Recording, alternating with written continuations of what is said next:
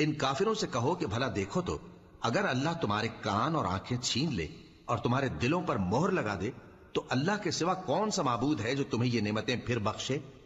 دیکھو ہم کس کس طرح اپنی آیتیں بیان کرتے ہیں، پھر بھی یہ لوگ روگردانی کیے جاتے ہیں۔ کہو کہ بھلا بتاؤ تو اگر تم پر اللہ کا عذاب بے خبری میں یا خبر آنے کے بعد آئے تو کیا ظالم لوگوں کے سوا کوئی اور بھی ہلاک ہوگا؟